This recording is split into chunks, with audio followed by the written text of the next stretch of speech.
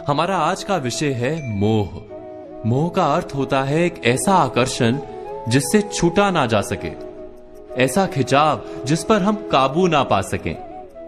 यही होता है ना मोह। विवश होकर हम खींचे चले जाते हैं। कुछ प्राप्त करने के लिए हम अपना सब कुछ दांव पर लगा देते हैं। मोह का पात्र कोई व्यक्ति हो सकता है, सत्ता हो सकती है, संपत्ति हो सकती है, कोई वस्तु हो सकती है, या शराब और जुए जैसा कोई व्यसन हो सकता है। जिस प्रकार लोहा चुंबक से छूट नहीं सकता, वैसे ही हम अपने मोह से छूट नहीं पाते। हम मानते हैं कि मोह केवल हमारे प्रेम का गहरा रूप है। क्या ये सत्य नहीं? क्या हम मोह को प्रेम ही नहीं समझते? और फिर भी विचारकों ने, संतों ने मोह से छूटने का उपदेश दिया है। ऐसा क्यों? मोह और प्रेम में भेद क्या है? हम विचार कर रहे थे मोह के विषय में। हमें तो सदा ही हमारे मन का मोह प्रेम लगता है, किंतु गहराई से विचार करेंगे तो हम तुरंत ही जान पाएंगे कि प्रेम और मोह के बीच एक बुनियादी भेद है। प्रेम होता है तब हम किसी के सुख की इच्छा करते हैं, जब मोह होता है तब हम किसी के सुख की कामना करते हैं। बस इतना सोचने पर प्रेम और मोह का भेद तुरंत ही समझ में आ जाता है। किसी व्यक्ति के प्रति जब हमारे मन में प्रेम होता है तब हम उसे सुख देने का प्रयास करते हैं। उसके प्रति मोह होता है तब हम उसके माध्यम से स्वयं सुख प्राप्त करने का प्रयत्न करते हैं। क्या ये सत्य नहीं?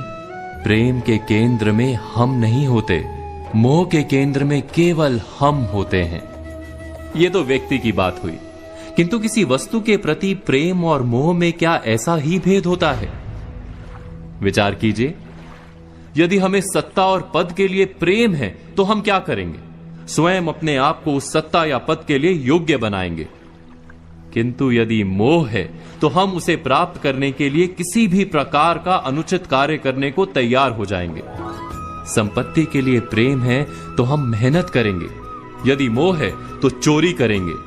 क्या ये सत्य नहीं? हम विचार कर रहे थे मोह के विषय में।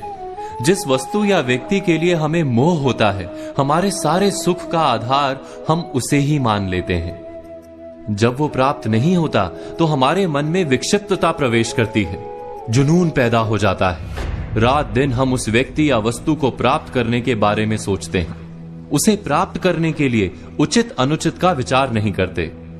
यही कारण है कि मोह से भरा व्यक्ति स्वयं को और समाज को हानि पहुंचाता है।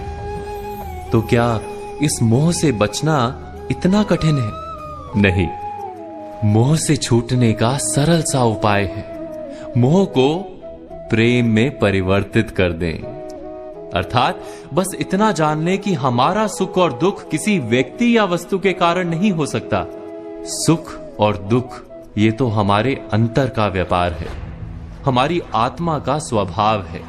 जैसे ही हम किसी को अपने सुख का आधार मानना बंद करते हैं, क्या तुरंत ही हमारा पागलपन नहीं छूट जाता? एक छोटी सी बात से ये विचार समझा जा सकता है। बचपन में खेल के लिए पागलपन था, बड़े होने पर खेल के प्रति प्रेम अवश्य है, किंतु अब पागलपन नहीं। अर्थात मोह बांधने का प्रयास करता है, इसीलिए सदा ही दुख का कारण होता है। प्रेम मुक्ति देता है, इसीलिए सदा ही सुख का आधार बनता है। इस पर विचार अवश्य कीजिएगा।